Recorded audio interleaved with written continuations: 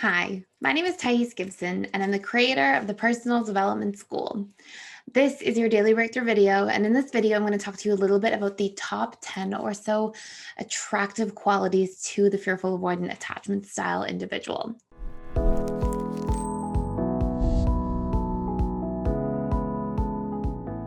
So, as I've talked about in this video series, there are three major factors that create attraction at the subconscious level.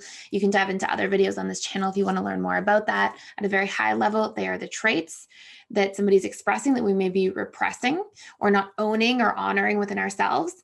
They will also be the unmet needs that we have. If somebody comes and meets them, that's a quite attractive feeling for many individuals. And last but not least, things that represent the subconscious comfort zone and the relationship we have to ourselves. So often we're attracted to people who treat us in a similar way that we treat ourselves in the internal relationship we have to self at a subconscious level. So what does that mean for fearful avoidance specifically? Well, number one, traits that are majorly repressed within fearful avoidance that they tend to be quite attracted to in other people are assertiveness, confidence, or feelings of deep worthiness. People who feel this, I hear this a lot from people who are fearful avoidant. Oh, wow, this person, like they have so many imperfections, but they treat themselves like they matter. They don't hide their flaws. They're so comfortable with themselves in their flaws. And that's such an attractive quality. I hear that from fearful avoidance a lot historically over the years. Obviously, assertiveness, people with good boundaries, people who are confident just speaking up and stating their mind and their opinion about things that are violating of their boundaries. Groundedness, because sometimes fearful avoidance can be a little bit flighty. And to a certain degree, and remember, there's a difference between what we're consciously attracted to versus subconsciously attracted to.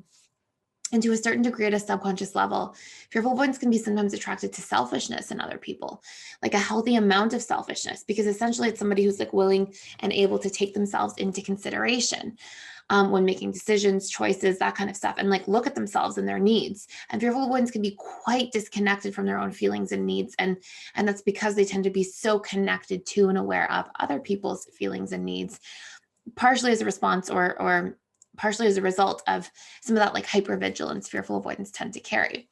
Number two, category two, with different traits, having unmet needs met, feeling seen, feeling like there's a depth of connection and somebody's like really connecting to them as much as they're connecting to another person is huge for fearful avoidance. Also things like novelty, adventure, fun, because that tends to be a pretty strong personality need for a lot of FAs. And at times when they feel safe in a relationship and like they can trust, that can be a huge thing as well, a huge point of attraction as well in a relationship. And if you want to sort of find out what tends to keep somebody coming back around, these are the parts in that sort of category number three, things that are familiar. And sometimes for fearful avoidance, these can be challenging ones. Sometimes fearful avoidance are attracted at a subconscious level or okay with and comfortable and familiar with people who are overly critical, people who violate their boundaries, people who sometimes have unhealthy characteristics, because sometimes FAs, if they come from a lot of history of trauma, can have sort of an unhealthy relationship to themselves. And so sometimes they put up with things that